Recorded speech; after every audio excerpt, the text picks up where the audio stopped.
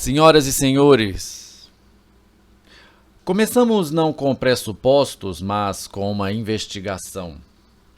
Como seu objeto, escolhemos certos fenômenos muito frequentes, muito conhecidos e muito pouco estudados, os quais nada têm a ver com enfermidades, uma vez que podem ser observados em toda pessoa saudável.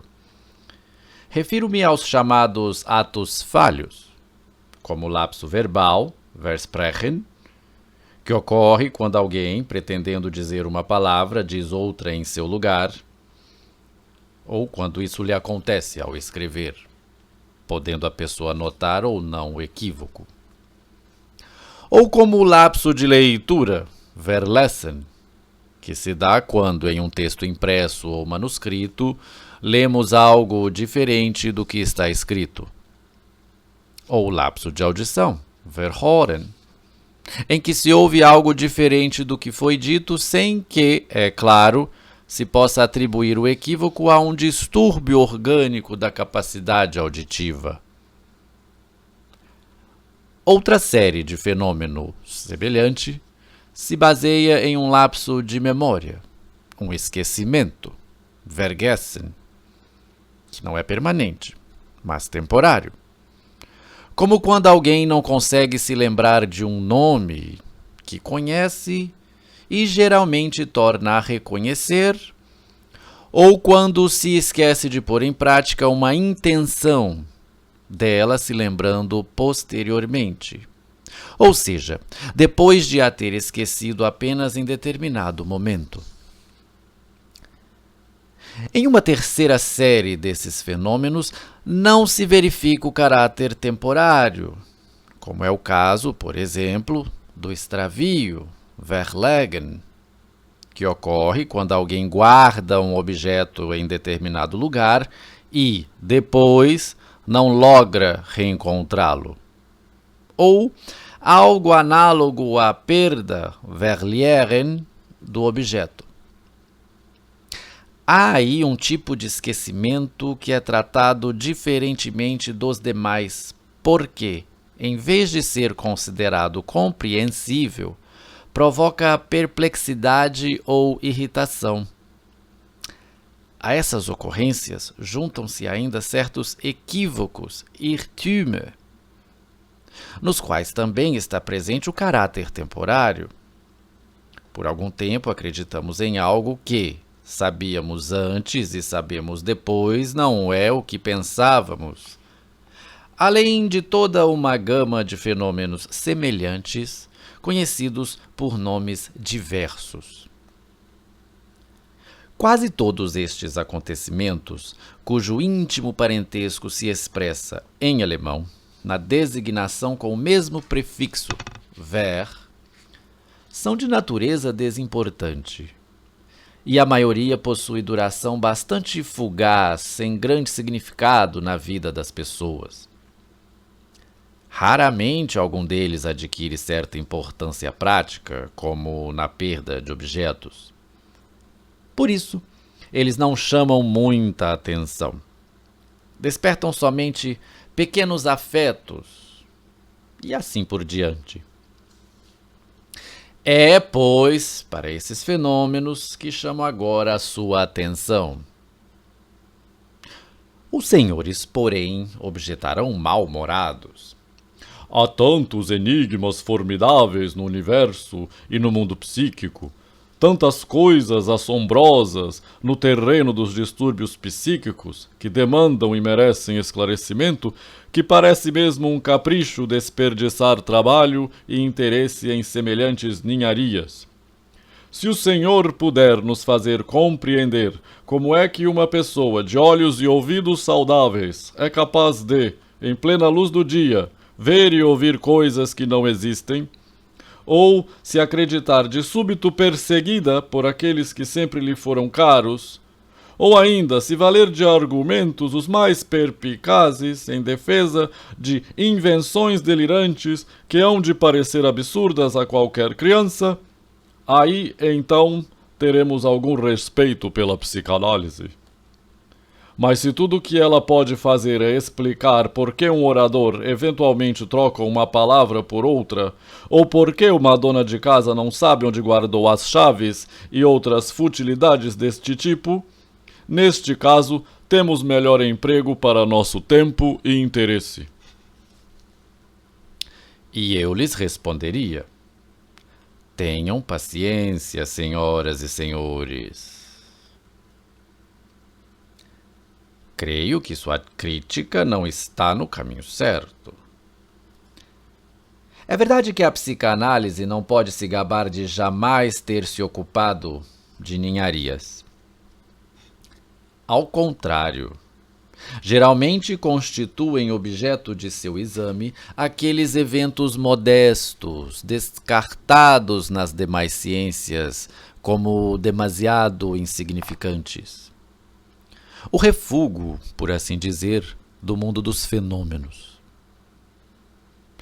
Em sua crítica, porém, não confundem os senhores a grandeza dos problemas com a notoriedade dos indícios? Não há coisas muito importantes que, sob certas circunstâncias, em determinados momentos, só são capazes de se revelar mediante indícios muito fracos?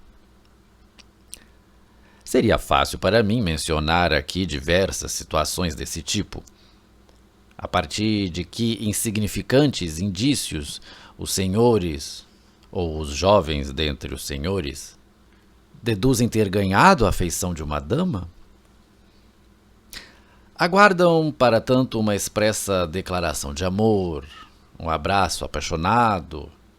Ou será que não lhes basta um olhar quase imperceptível aos outros, um movimento fugaz, o prolongamento por um segundo de um aperto de mão? E se, como policiais, os senhores participassem da investigação de um homicídio, esperariam de fato descobrir que o assassino deixou uma fotografia com o endereço na cena do crime? Não precisariam se dar por satisfeito com pistas mais fracas e menos óbvias das pessoas que procuram? Não subestimemos, pois, os pequenos indícios. A partir deles, talvez seja possível encontrar a pista de coisa maior. De resto, penso, como os senhores, que o direito primordial a nosso interesse pertence aos grandes problemas do mundo e da ciência. Manifestar, porém, o claro propósito de se dedicar à investigação desse ou daquele grande problema em geral é de pouca utilidade. Nesses casos, com frequência não sabemos nem em que direção dar o primeiro passo. No trabalho científico, é mais promissor atacar o que se tem à mão, aquilo para cuja pesquisa se abre um caminho. Se fizermos isso com todo rigor, sem pressupostos ou expectativas, e se tivermos sorte, é possível que, em decorrência dos nexos que vinculam todas as coisas, inclusive as pequenas às grandes, uma porta de acesso se abra para o estudo dos problemas maiores, mesmo a partir de um trabalho despretensioso. É o que eu diria a fim de fixar o interesse dos senhores na abordagem dos atos falhos, aparentemente tão insignificantes, das pessoas saudáveis. Recorramos agora a alguém que desconhece a psicanálise e perguntemos a ele que explicação dá para a ocorrência de tais coisas. De início, ele certamente dirá: Ah, são pequenas coincidências que não vale a pena explicar. O que significa isso? Estará ele afirmando a existência de acontecimentos pequenos a ponto de escapar ao encadenamento de tudo o que se passa no mundo, acontecimentos que poderiam perfeitamente não ser como são? Mas romper dessa forma o determinismo natural, ainda que em um único ponto, é o mesmo que abrir mão da totalidade da concepção científica do mundo. A esse nosso amigo poderemos então apontar quão mais coerente consigo mesma é a concepção religiosa do mundo, quando ela assegura enfaticamente que pardal nenhum cai do telhado a não ser por especial vontade divina. Nosso amigo, creio, não desejará tirar essa conclusão de sua primeira resposta. Vai, antes, ceder e dizer que, se os estudasse, de certo encontraria explicações para semelhantes fenômenos. Seriam pequenos deslizes na função, incorreções no desempenho psíquico causada por fatores explicáveis. Assim, uma pessoa que, em geral, é capaz de falar corretamente pode incorrer em lapsos verbais. 1. Quando ela se sente algo indisposta e cansada. 2. Quando está agitada. 3. Quando outras coisas demandaram fortemente sua atenção. É fácil confirmar essas alegações. De fato, o lapso verbal ocorre com particular frequência quando alguém está cansado, com dor de cabeça ou na iminência de uma enxaqueca. Nessas circunstâncias, é fácil esquecermos nomes próprios. Algumas pessoas estão acostumadas a perceber no esquecimento de um nome o sinal da enxaqueca que está vindo. Tomados de agitação, trocamos não apenas palavras, mas objetos também. Apanhamos o objeto errado, vergriffen, e distraídos, ou seja, concentrados em outra coisa, é notório como nos esquecemos da intenção que pretendíamos pôr em prática e cometemos toda sorte de atos involuntários. Um exemplo conhecido de distração oferece-nos o professor da Fliegenblatt, que esquece o guarda-chuva e pega o chapéu errado, porque está pensando nos problemas de que vai tratar em seu próximo livro. Cada um de nós conhece, por experiência própria, exemplos de intenções ou promessas esquecidas em razão de haver tido sua atenção fortemente desviada para outra coisa. Tudo isso soa bastante compreensível e parece imune a toda e qualquer contestação. Talvez não seja muito interessante, ou não tanto quanto esperávamos. Mas examinemos mais de perto essas explicações para os atos falhos. As condições apontadas para a ocorrência de tais fenômenos não são da mesma espécie.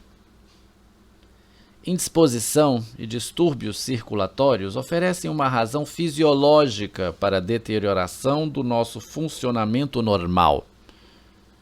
Agitação, cansaço e distração são fatores de outra natureza que se poderia chamar psicofisiológica. Não é difícil traduzir esses últimos em uma teoria. Tanto o cansaço como a distração, e mesmo talvez a agitação de forma geral, provocam uma divisão da atenção que pode resultar na insuficiência da atenção dedicada à tarefa em pauta. Essa tarefa pode, assim, ser facilmente perturbada ou mal executada. Um leve adoecimento, alterações no abastecimento de sangue no órgão nervoso central podem produzir esse mesmo efeito, na medida em que influenciam, de forma análoga, o fator determinante, isso é, a distribuição da atenção. Em todos os casos, tratar-se-ia então dos efeitos de um distúrbio da atenção, de causas orgânicas ou psíquicas. Isso não parece prometer muito para nosso interesse psicanalítico e poderíamos nos sentir tentados a abandonar o tema. Todavia, quando aprofundamos nosso exame, nem tudo nos atos falhos condiz com essa teoria da atenção, ou, pelo menos, nem tudo se deixa explicar com naturalidade a partir dela. A experiência nos diz que esses esquecimentos e ações equivocadas ocorrem também em pessoas que não estão cansadas, distraídas ou nervosas, e sim em seu estado inteiramente normal, a menos que se deseje atribuir-lhes uma agitação posterior, causada justamente pelos atos falhos, mas que elas próprias não admitirão. E pode não ocorrer simplesmente que uma ação seja garantida quando aumenta a atenção que lhe é dada e comprometida quando esta diminui. Há um grande número de funções que executamos automaticamente, às quais dedicamos pouquíssima atenção e que, no entanto, cumprimos com absoluta segurança. Uma pessoa que sai a passeio e mal sabe para onde está indo, não deixa de seguir o caminho correto até o seu destino sem se perder. Vergessen. Em geral, pelo menos, ela o encontra. O pianista experimentado toca as teclas certas sem pensar. É claro que, uma vez ou outra, ele pode errar, mas se a execução automática de uma peça aumentasse o perigo do erro, precisamente o virtuose, cuja execução é automatizada mediante muito exercício, é quem estaria mais exposto a esse perigo. O que observamos, ao contrário, é que muitas ações são tanto mais bem-sucedidas quanto menos atenção especial se presta a elas. E que o percalço do ato falho pode ocorrer quando se atribui particular importância ao desempenho correto, ou seja, quando seguramente não há desvio nenhum da atenção necessária. Pode-se dizer, então, que ele seria efeito da agitação, mas não compreendemos por que a agitação não haveria antes de intensificar a atenção voltada para aquilo que é pretendido com tanto interesse. Quando, em um discurso importante ou negociação oral, alguém comete um lapso e diz o contrário do que tencionava dizer, dificilmente se poderá explicar esse ato falho com base na teoria psicofisiológica ou da atenção. Além disso, nos atos falhos há muitos pequenos fenômenos secundários incompreensíveis, que as explicações oferecidas até o momento não ajudam a elucidar. Quando, por exemplo, uma pessoa se esquece temporariamente de um nome, ela se irrita, quer lembrá-lo a todo custo e não consegue desistir desse intento.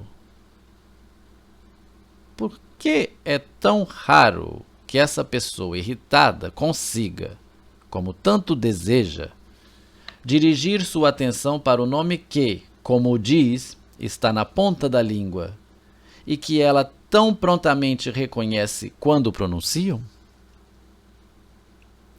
Há também casos em que os atos falhos se multiplicam, se ligam uns aos outros ou se sucedem.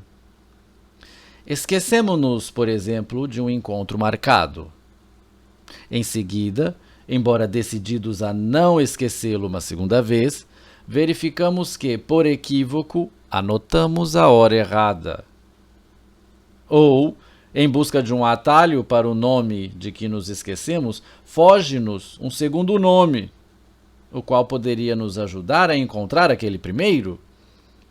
Então, em busca desse segundo nome, escapa-nos um terceiro e assim por diante. A mesma coisa, é sabido, pode acontecer também com os erros tipográficos, os quais podem ser entendidos como atos falhos do tipógrafo. Conta-se que um obstinado erro dessa natureza se infiltrou certa vez em um jornal social-democrata. Na reportagem sobre determinada solenidade, lia-se: dentre os presentes encontrava-se também Sua Alteza, o Kronprinz. No dia seguinte, intentou-se corrigir o erro. O jornal se desculpou, explicando: naturalmente, a palavra correta é Knorr-Prinz. A palavra correta seria Kronprinz, príncipe herdeiro, ou literalmente da coroa, Kron. Kronprinz significa príncipe do grão, e Knorr-Prinz, príncipe do nó da madeira. Nota do tradutor. Para estes casos, a língua alemã reserva expressões como o diabinho da imprensa, o duende da tipografia e outras, as quais, no entanto, ultrapassam o escopo de uma teoria psicofisiológica do erro tipográfico. Não sei se é do conhecimento dos senhores, mas o lapso verbal também pode ser provocado, induzido, por assim dizer, por sugestão. Uma pequena história dá testemunho disso. Certa vez, confiou-se a um ator novato o importante papel de anunciar ao rei, em A Donzela de Orleans, de Chile, que o condestável devolve sua espada. Der Connétable sich sein Schwert zurück. Durante o ensaio, porém, um dos atores principais, a título de brincadeira, fez o tímido iniciante trocar várias vezes essa fala por outra. O cocheiro devolve seu cavalo. Der Komfortabel sich sein Pferd zurück. Com isso, alcançou seu objetivo. Na apresentação, o infeliz novato debutou pronunciando de fato o anúncio modificado, embora tivesse sido suficientemente advertido a não fazê-lo. Ou talvez por isso mesmo. A teoria da falta de atenção não dá conta de explicar todas estas pequenas características dos atos falhos, mas isso não significa que ela esteja errada. Talvez lhe falte algo, algum complemento que venha a torná-la plenamente satisfatória. Mas alguns dos atos falhos também podem ser considerados de outro ponto de vista. Tomemos aquele que, para nossos propósitos, é o mais apropriado dos atos falhos, o lapso verbal. Poderíamos muito bem escolher aqui o lapso da escrita ou da leitura. O que temos de reconhecer é que, até o momento, só nos perguntamos quando e em que circunstâncias cometemos esse lapso, tendo obtido resposta somente para essa pergunta. Podemos, no entanto, voltar nosso interesse para outra questão e nos perguntar por que o lapso ocorre precisamente dessa maneira e não de outra.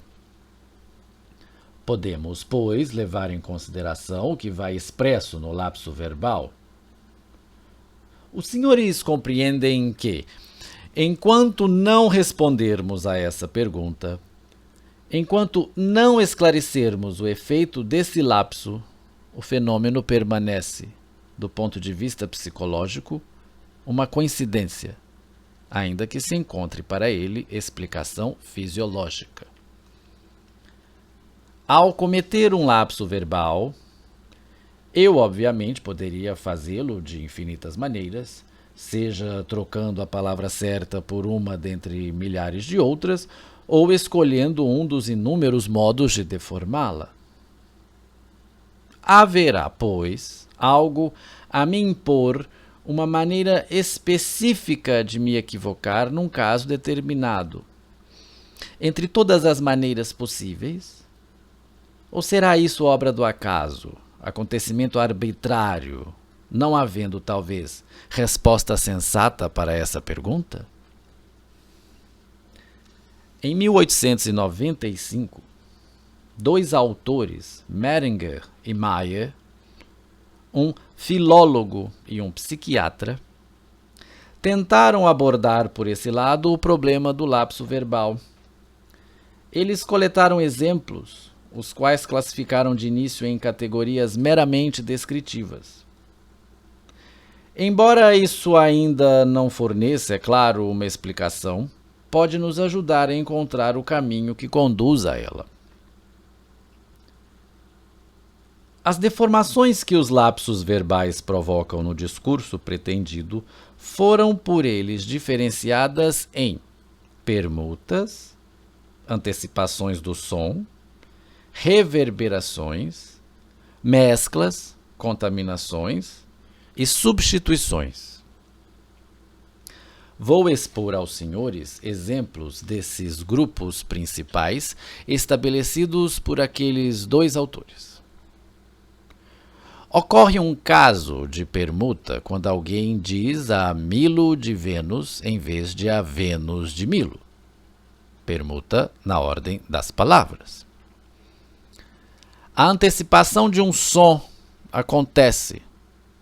Em vez de Es war mir auf der Brust so schwer, dizemos Es war mir auf der Schwest. Auf der Brust so schwer.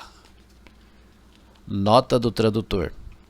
Es war mir auf der Brust so schwer significa literalmente pesou-me, pesava-me tanto no peito. Na antecipação apontada por Freud, misturam-se os fonemas do adjetivo schwer, pesado, e do substantivo Brust, peito. Em seguida, o exemplo parte da frase Ich fordere Sie auf das Wohl unserer Gerstossen, que significa convido os senhores a brindar, Stossen, a saúde de nosso chefe. Contudo, o verbo utilizado aufstossen, aufzustossen, significa arrotar. No mesmo parágrafo, wenn Sie gestatten mich, Fräulein, mochten ich Sie gern begleiten, significaria, se me permitem, senhorita, eu gostaria muito de acompanhá-la. Por fim, ich gebe die Präparate in der Briefkasten, eu deposito o preparado na caixa do correio, Briefkasten, em vez de na incubadora, Brutkasten. Encerra-se nota do tradutor. A reverberação é típica do malogrado brinde em alemão. Ich fordere Sie auf das Wohl unserer Chef aufzustossen. Essas três formas assumidas pelo lapso verbal não são tão frequentes. Muito mais numerosos julgarão os senhores aqueles casos em que o lapso nasce de uma junção ou mescla, como, por exemplo, quando na rua um cavaleiro se dirige a uma dama nos seguintes termos: Wenn Sie gestatten, mein Fräulein, mochten ich Sie gern begleitigen? Na palavra mesclada figura claramente, além de begleiten, acompanhar, o verbo beleidigen, ofender. Diga-se de passagem, o jovem rapaz não terá obtido grande sucesso com a dama. Como exemplo de substituição, Mehringer e Mayer citam, entre outras, a formulação Ich gehe die Präparate in der Briefkasten, em vez de in den Brutkasten. A tentativa de explicação em que os dois autores baseiam sua coleção de exemplos é bastante insuficiente. Eles acreditam que os sons e as sílabas de uma palavra possuem valências diferentes e que a inervação do elemento de maior valência pode perturbar o de valência menor. Essa afirmação assenta-se, evidentemente, nas antecipações e reverberações sonoras, as quais, em si, nem sequer acontecem com tanta frequência nos demais produtos do lapso verbal. Esses sons preferenciais, se é que eles existem, nem sequer vêm ao caso. Afinal, os lapsos mais corriqueiros ocorrem quando, em vez de uma palavra, dizemos outra muito semelhante. E essa semelhança basta a muitos como explicação para o lapso. Mas o tipo de lapso mais comum e aquele que mais chama a atenção é o que afirma justamente o contrário do pretendido. É natural que aqui já estejamos distantes das relações entre os sons e dos efeitos provocados pela semelhança entre palavras. Em substituição a eles, podemos invocar o fato de que opostos guardam forte parentesco conceitual um com o outro e se apresentam bastante próximos do ponto de vista da associação psicológica. Há exemplos históricos desse tipo de ocorrência. Certa feita, um presidente de nossa Câmara dos Deputados abriu uma sessão da seguinte maneira: Senhores deputados, constato um número suficiente de membros na casa e declaro, portanto, encerrada a sessão.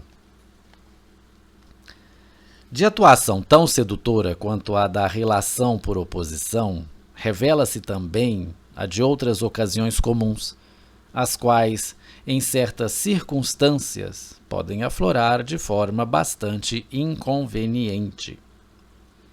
Conta-se, por exemplo, que em cerimônia por ocasião do matrimônio de uma filha de H. Helmholtz com o filho do conhecido inventor e grande industrial W. Siemens, o famoso fisiologista Dubois-Reymond ficou encarregado do discurso solene e concluiu seu brinde, certamente brilhante, com as seguintes palavras: Viva, pois, a nova empresa Siemens e Halske.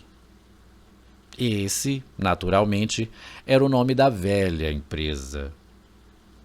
A combinação dos dois nomes, de certo, era tão conhecida dos berlinenses quanto Riedel e Balto é dos vienenses.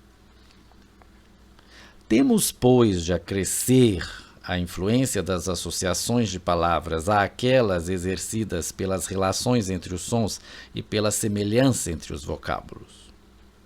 Isso, porém, não basta. Em uma série de casos, não se consegue explicar o lapso observado sem antes levar em consideração o que foi dito na frase anterior ou mesmo aquilo que foi apenas pensado. De novo, portanto, um caso de reverberação, como aquele destacado por Mehringer, só que a uma distância maior. Devo confessar que, de modo geral, parece-me que agora estamos mais longe do que nunca da compreensão do lapso verbal. Todavia, espero não estar enganado ao afirmar que, ao longo dessa investigação recém-iniciada, ganhamos todos uma nova impressão dos exemplos de lapso verbal, impressão esta na qual valeria a pena nos determos. De início, examinamos as condições em que o lapso acontece. Depois, as influências que determinam o tipo de deformação operada por ele.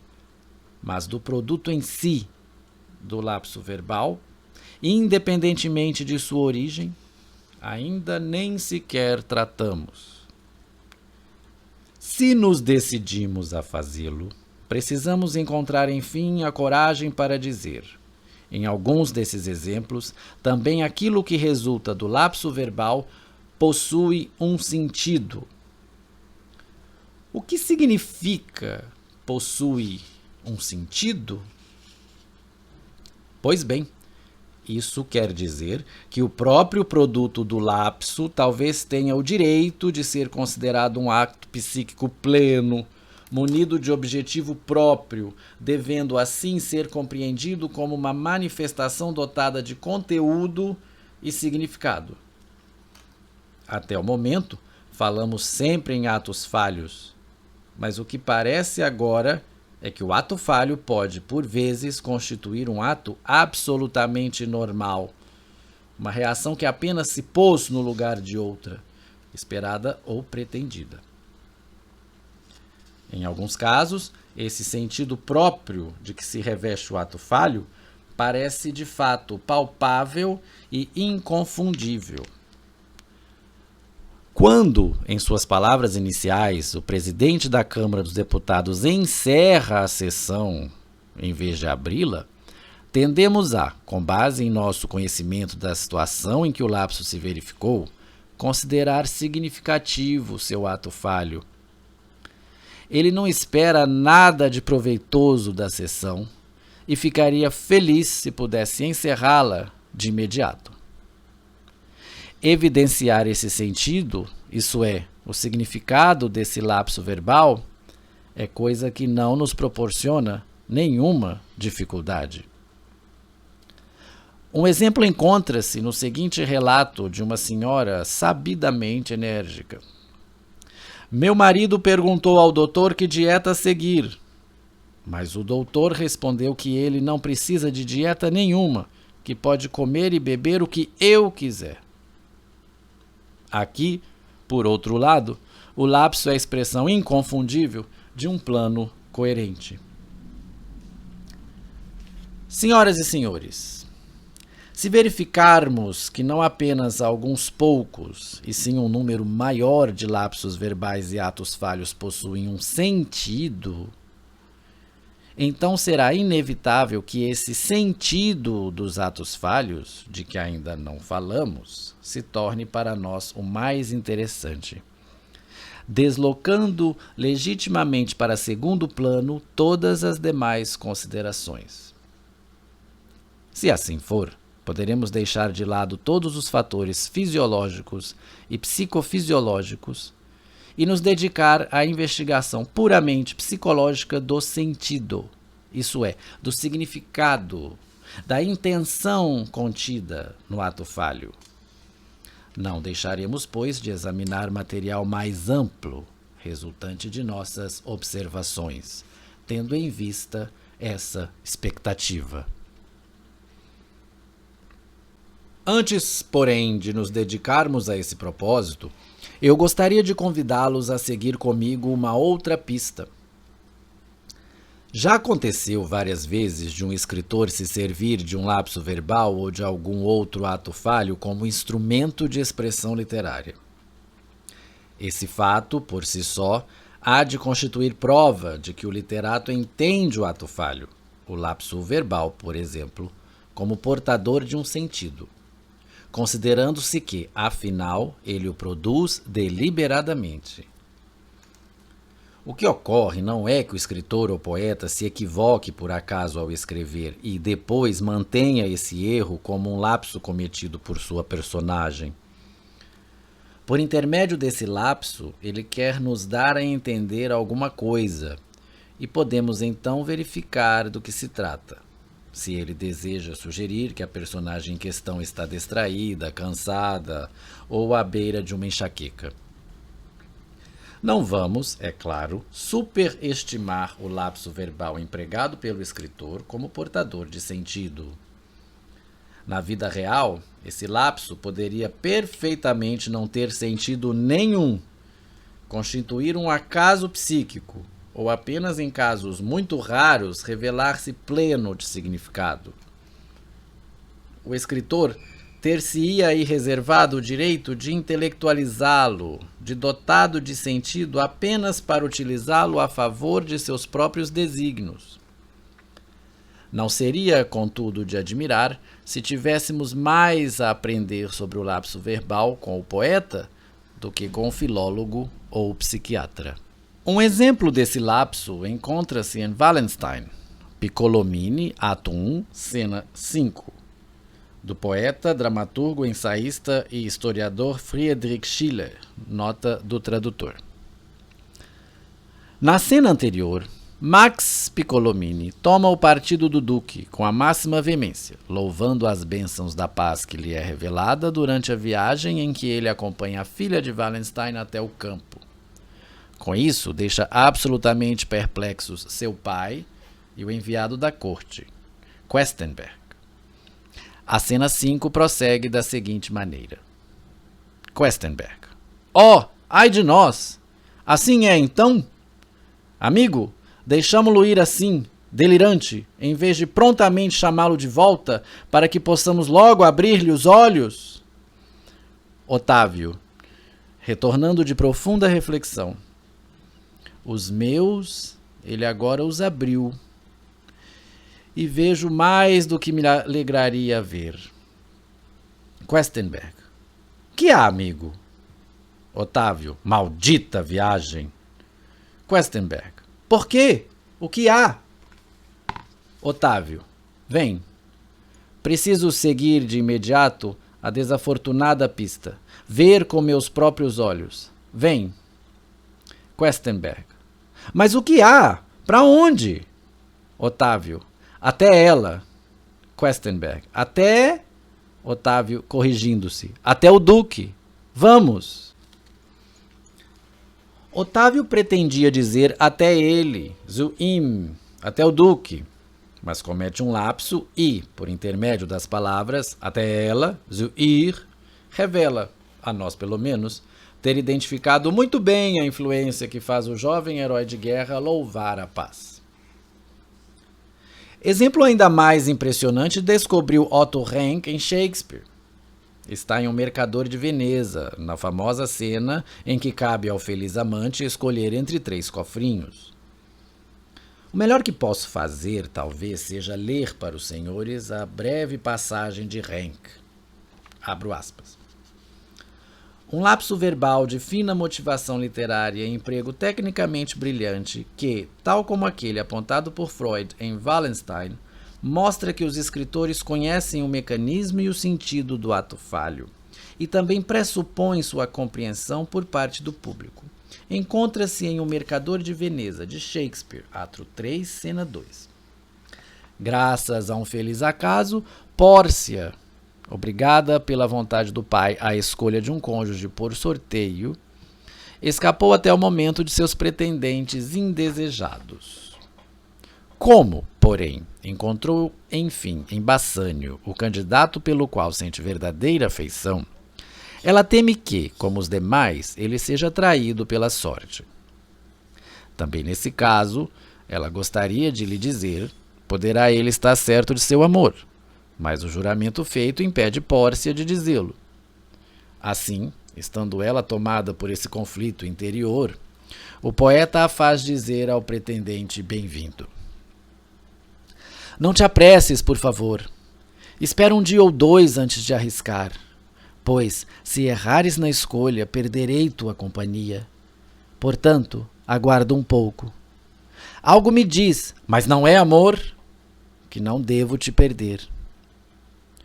Poderia dizer-te a escolha certa, mas quebraria um juramento, o que jamais farei. Poderás perder-me. Nesse caso, lastimarei não ter pecado, não haver perjurado. Malditos estes teus olhos que me dominaram e dividiram. Metade de mim é tua, a outra metade tua. Minha, quero dizer, mas, sendo minha, é também tua, e assim toda tua. Precisamente aquilo que ela desejaria apenas insinuar a ele, porque não deveria dizê-lo, isso é, que já antes da escolha do cofrinho é toda sua e o ama, isso, o poeta dotado de maravilhosa sensibilidade psicológica, embute claramente no lapso e, mediante esse recurso artístico, logra tranquilizar tanto a insuportável incerteza do amante como a tensão do público, de natureza semelhante, acerca do resultado da escolha. Fecho aspas. Notem, ademais, com que refinamento Pórcia concilia, no final, as duas afirmações contidas no lapso. Como ela anula a contradição existente entre elas, mas, por fim, dá razão ao lapso. Mas, sendo minha, é também tua, e assim toda tua. Vez por outra, já aconteceu também de um pensador de um campo distante da medicina ter revelado em uma observação o sentido de um ato falho, antecipando-se a nosso esforço para esclarecê-lo. Todos aqui conhecem o espirituoso satírico Lichtenberg, sobre quem Goethe disse: onde ele faz um gracejo, sempre se esconde um problema. Às vezes, a brincadeira também traz à luz a solução do problema. Em Pensamentos Espirituosos e Satíricos, Lichtenberg tem a seguinte frase: ele sempre lia Agamenon em vez de Angenomen, de tanto que havia lido Homero. Eis aí, na verdade, a teoria completa do lapso de leitura. Em nosso próximo encontro, veremos se podemos acompanhar os escritores em nossa percepção dos atos falhos.